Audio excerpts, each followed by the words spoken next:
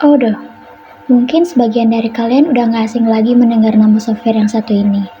Tapi, untuk kalian yang masih belum tahu apa itu Odo, jangan khawatir, karena di sini kami akan membantu menjelaskan mengenai apa itu software Odo. Jadi, Odo merupakan sebuah software aplikasi bisnis yang mencakup CRM atau Customer Relationship Management, atau menurut pengertiannya itu sendiri, CRM adalah strategi bisnis yang memadukan proses, manusia, dan teknologi. Nah, Odo ini merupakan sebuah sistem atau software manajemen open source yang sangat mudah digunakan dan diintegrasi oleh berbagai tools yang dapat membantu kita dalam mengelola bisnis. Pada software ini juga mencakup fitur project management, sales atau penjualan, manufaktur, warehouse, serta manajemen keuangan. Lalu, Odo ini memiliki sangat banyak kelebihan, seperti memiliki dan didukung oleh banyak komunitas, modul yang lengkap, dan terintegrasi, pemasangan yang sangat mudah, dan juga biaya yang terjangkau. Nah, untuk bentuk dari sistem Odo ini sendiri ada beberapa macam, diantaranya adalah berbasis web, desktop, serta mobile. Nah, software Odo ini sendiri sangat cocok untuk berbagai kategori bisnis yang dijalankan, mulai dari bisnis kecil sampai bisnis berskala besar. Dengan sistem bisnis profit maupun non-profit, sangat cocok menggunakan software Odo ini karena akan sangat membantu kegiatan bisnis yang sedang dijalani. Tipe data yang ada di Udo terdiri dari beberapa tipe, yaitu yang pertama ada Boolean, di mana tipe data ini menyimpan nilai true atau false. Lalu ada tipe data integer, di mana tipe data ini menyimpan nilai bilangan bulat tanpa koma. Lalu ada tipe data float, tipe data ini menyimpan nilai bilangan baik itu dengan koma ataupun tanpa koma. Lalu ada tipe bilangan char, di mana tipe bilangan ini mirip karakternya seperti bahasa Java, hanya bisa menyimpan satu karakter saja, tapi lebih ke varchar, seperti di SQL yang bisa menyimpan lebih dari satu karakter. Biasanya digunakan untuk menyimpan teks dengan panjang kurang dari 255 karakter. Lalu ada tipe data teks, di mana tipe data teks ini digunakan untuk menyimpan teks dengan panjang lebih dari 225 karakter.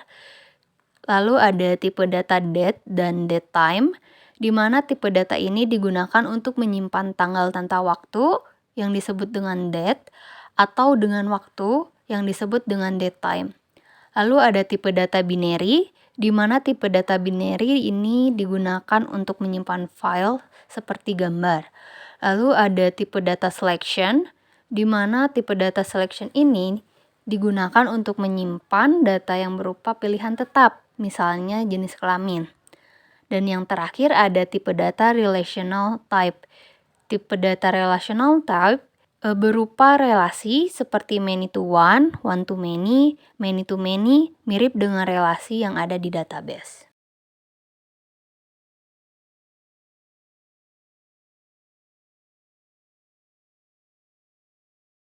Ada procurement, di mana procurement merupakan proses pembelian barang atau jasa, dan Udo sendiri merupakan tempat untuk mengimplementasikan e-procurement. Apa sih e-procurement itu? E-procurement merupakan proses pembelian barang atau jasa secara elektronik dengan menggunakan media digital. Dengan hadirnya aplikasi berbasis internet, proses pengadaan barang dan jasa menjadi lebih efektif dan efisien, dan banyak sekali manfaat dari menggunakan e-procurement. Tidak hanya sebatas pada pembelian barang, sistem ini juga mencakup pengembalian keputusan dan kemudahan komunikasi antar perusahaan dan vendor. E-procurement sendiri memiliki dua manfaat, yaitu efisien dan efektif. Efisien karena tidak lagi memakan biaya yang besar dan waktu yang lama. Lalu efektif karena dapat mengontrol atas semua data-data penting dan proses pengambilan keputusan, sehingga efektif untuk mengoptimalkan antara semua tim yang terkait. Lalu, pada fitur inventory, mode ini menyediakan juga fungsionalitas untuk mengatur multi-warehouse. Pada tiap lokasi warehouse-nya, lokasi input, lokasi output, dan lokasi stok yang dapat didefinisikan. Baik, selanjutnya kita kepada fitur scheduling atau bisa disebut appointment yang memiliki 4 nilai di dalamnya, teman-teman. Ada save time, connect with prospects, full feature, dan sales. Dan dalam hal ini, Aplikasi ini menekankan slogan Save Time, di mana banyak kelebihan dari slogan tersebut, yaitu ada penjadwalan online atau online scheduling, di mana pelanggan dapat menjadwalkan sendiri pertemuan hanya dalam beberapa klik saja berdasarkan ketersediaannya. Serta terdapat fasilitas pengingat SMS atau email otomatis. Begitu. Odoo pula juga memiliki fitur terkait 4 fungsi bisnis, yaitu HR, Marketing, Operation, and Finance, agar lebih tertata, terdata, terhubung, dan efisien. Manusia adalah aspek penting yang menggerakkan perusahaan. Fitur HR dalam software ini mengelola setiap data sumber daya manusia, dari mulai proses rekrutmen hingga pegawai dari semua divisi di perusahaan. Fitur ini mengelola data pegawai seperti data pribadi, deskripsi pekerjaan, kehadiran, cuti, jam masuk dan keluar, delegasi tugas, skill matrix, dan review kinerja. Salah satu fitur penting juga dari modul ini adalah fitur payroll yang membantu perusahaan mengelola gaji, tunjangan, dan laporan pengeluaran pegawai. Ada pula fitur finance yang dianggap sebagai fitur paling penting dalam sistem. Alasannya, semua divisi dalam satu perusahaan pasti menggunakan biaya operasional dan semua biaya itu dikelola oleh fitur keuangan. Fitur ini mengelola semua transaksi yang dilakukan perusahaan seperti pemasukan, pengeluaran, budgeting, bank statement, bukti pembayaran pajak, dan lainnya. Fitur ini dapat diintegrasi dengan fitur lain seperti fitur inventory dan sales. Ada pula fitur sales and marketing automation. Sales atau marketing adalah proses terakhir yang menentukan apakah proses manufaktur yang telah dilakukan berbuah profit atau tidak. Fitur ini bisa membantu Anda menganalisis penjualan dan merancang serta mengimplementasikan strategi marketing yang tepat dan menghasilkan profit yang maksimal. Fitur ini mengelola hal-hal seperti detail pemesanan, status pemesanan, manajemen invoice, status pembayaran, pengiriman, dan lain-lain. Fitur penjualan dan marketing ini bisa diintegrasi dengan modul lain seperti modul CRM dan accounting. Untuk fungsi operasi, Odoo memiliki fitur SCM, Supply Chain Management. Jika ada satu proses di perusahaan yang paling membutuhkan sistem ERP, jawabannya adalah supply chain. Proses rumitnya mendistribusikan produk dari supplier ke customer yang melibatkan banyak seperti supplier, manufacturer, stokis, distributor, retailer, dan lain-lain dapat dipantau secara real-time melalui software ERP. Fitur update secara real-time ini menjadi fitur penting untuk memastikan rantai pasokan berjalan dengan lancar. Fitur ini memungkinkan pemilik bisnis atau manajer terkait memantau setiap tahapan distribusi dan melakukan pengaturan secara langsung. Informasi yang disimpan dalam modul ini juga bisa digunakan untuk menganalisis dan memperkirakan permintaan barang yang nantinya bisa dijadikan dasar untuk membuat rencana produksi. Fitur SCM dapat membantu perusahaan dengan membuat operasional bisnis dan distribusi produk menjadi otomatis, mempercepat proses kargo dan pengiriman, dan memprediksi permintaan di masa depan menggunakan hasil analisis yang terencana. Sebelumnya, mari kita buka dulu situs web dari Odoo ini sendiri. Oke teman-teman, sekarang kita akan coba untuk membuat akun Odoo. Pertama kita pergi ke sebelah kanan atas halaman, kemudian kita klik login. Maka nanti akan muncul tampilan seperti ini. Oke, selanjutnya karena kita belum memiliki akun, maka kita klik don't have an account untuk membuat akun baru. Setelah itu muncul tampilannya seperti ini, kita tinggal masukkan email kita, nama kita, kemudian password, lalu tinggal klik daftar. Nah, oke nih teman-teman, setelah kita berhasil membuat akun Odoo, kemudian kita masuk, maka kita akan dihadapkan pada tampilan seperti berikut, di mana pada tampilan ini terdapat berbagai macam tools yang dapat kita gunakan pada aplikasi ini. Di antaranya ada aplikasi situs web, kemudian aplikasi penjualan, kemudian aplikasi keuangan, inventory dan manufacturing, kemudian selanjutnya ada juga aplikasi sumber daya manusia, aplikasi pemasaran, kemudian service, productivity, dan yang terakhir ada alat penyesuaian. Oke, kemudian di sini kita akan mencoba untuk menggunakan tools purchasing atau pembelian.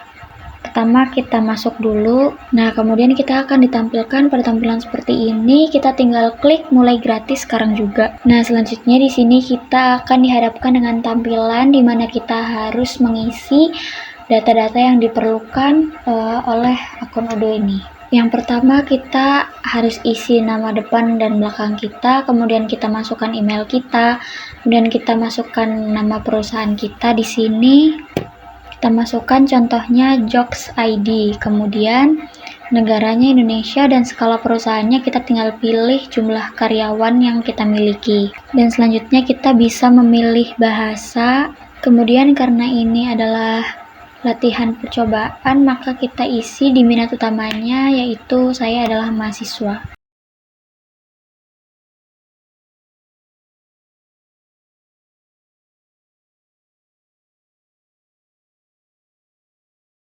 Oke, setelah itu nanti kita akan dihadapkan pada tampilan seperti ini. Kita tinggal klik menu purchase. Nah, setelah kita masuk ke menu purchase, kemudian kita klik create.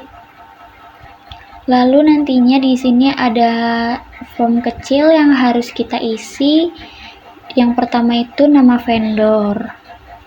Contohnya di sini kita menggunakan nama Jomo ID. Kemudian klik create. Selanjutnya kita perhatikan juga order deadline-nya. Setelah itu kita tinggal input produk tersebut. Kemudian kita sesuaikan kuantitinya dan unit per price-nya. Nah, jika sudah, kita coba tambah masukkan produk lagi. Kemudian sama, sesuaikan kuantitinya, kemudian unit price-nya. Nah, setelah semua di-input, maka nanti di situ akan terhitung secara otomatis berapa harga yang harus dibayar. Setelah itu, klik save. Nah, kemudian di atas sini ada menu send by email, print RFQ, kemudian konfirmasi order, dan cancel. Kita tinggal klik yang send by email. Nah, di sini kita juga tinggal harus mengisi data yang diperlukan seperti nama company kita yaitu Jokes ID, kemudian masukkan job position. Misalnya di sini sales director. Kemudian kita tinggal masukkan emailnya. Di sini contohnya jomo.id@gmail.com. Kemudian jika sudah tinggal save. Nah, nantinya akan muncul tampilan seperti ini. Setelah itu tinggal kita send. Oke. Nah, jika sudah, kita tinggal bisa langsung kembali ke menu utama. Untuk menggunakan tools inventory. Nah, oke, seperti biasa kita akan dihadapkan pada form yang harus kita isi. Seperti biasa, nama perusahaan, kemudian negara, skala perusahaan, kita atur bahasa, dan kemudian minat utamanya sebagai mahasiswa.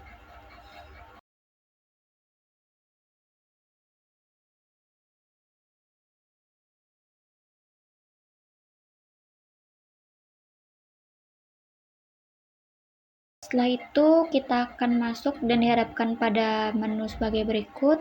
Kita tinggal klik menu inventory. Nah, di dalamnya itu akan terlihat tampilan seperti ini. Seperti yang bisa kita lihat di layar, di sini ada receipts, kemudian delivery order, kemudian ada returns. Oke, kemudian kita akan coba yang receipts. Oke, langsung kita create. Nah, di sini ada form yang harus kita isi lagi.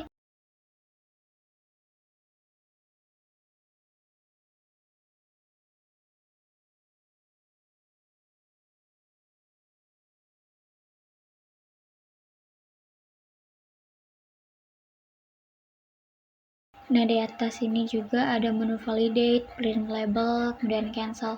Sebenarnya kita save dulu. Setelah itu kita akan coba untuk print label. Setelah sesuai kita tinggal klik confirm. Nah, setelah itu ada configure your document layout. Kita tinggal menyesuaikan dan mengisi sesuai dengan keinginan kita. Kita tinggal langsung klik save agar dokumennya tersimpan. Nah, setelah jadi kita bisa lihat sendiri di sini labelnya udah jadi. Nanti akan jadi seperti ini. Oke, nextnya kita klik validate lagi. Nah, Jika sudah selesai, kita bisa langsung kembali ke menu utama lagi. Kita sekarang akan coba untuk membuat scheduling menggunakan aplikasi Odoo ini. Oke, kita masuk ke planning.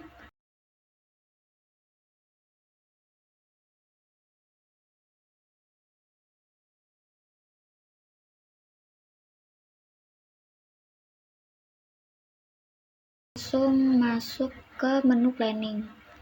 Nah, di sini ada banyak menu. Kemudian kita bisa langsung add aja, kita bikin jadwal. Nah, di sini kita tinggal isi resource-nya. Misalnya kita mau bikin jadwal produksi. Nah, di sini production, kemudian role-nya, contohnya kita isi sebagai staff. Dan jangan lupa untuk perhatikan date-nya ya, save. Oke, sini kita udah ada shift-nya produksi, kemudian ada jadwalnya juga.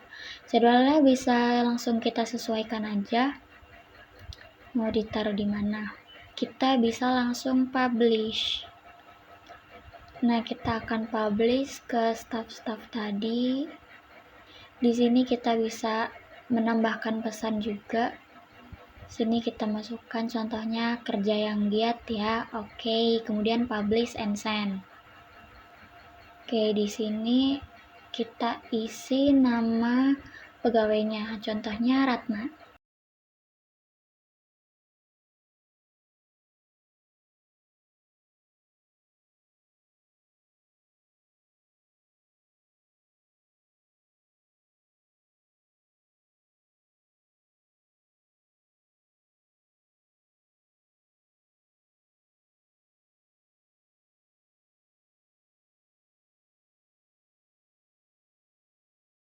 Oke.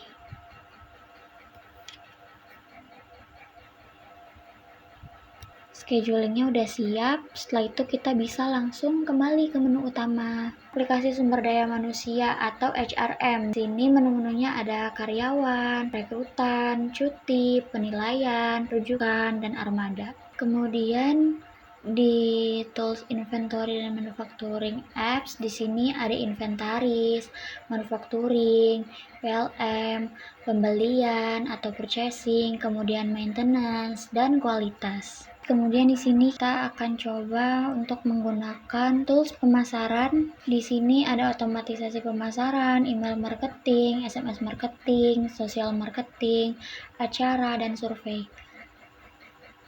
Kita akan coba untuk menggunakan email marketing.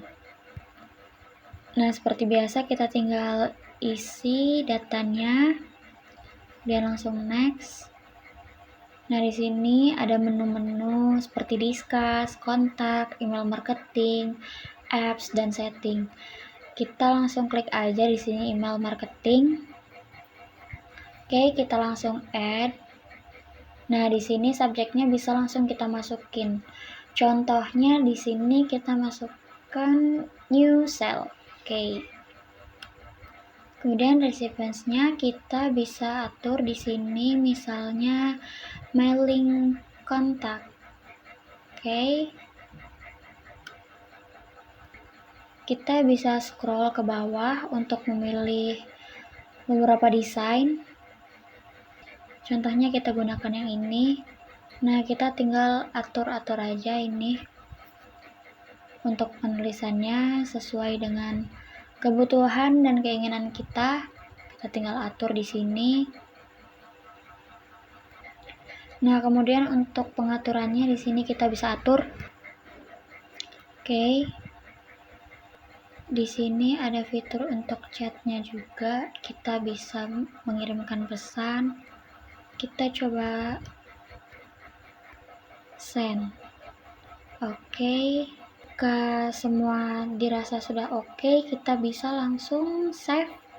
Kemudian kita bisa langsung kembali ke menu utama. Oke, teman-teman, mungkin next kita akan coba mengoperasikan aplikasi keuangan. Nah, di sini menunya ada akuntansi, faktur, pengeluaran, dokumen, dan sign. Oke teman-teman, mungkin pada kesempatan kali ini cukup sekian dari kami. Kurang lebihnya mohon maaf. Kami mengucapkan terima kasih karena telah menonton video kami. Dan sampai jumpa.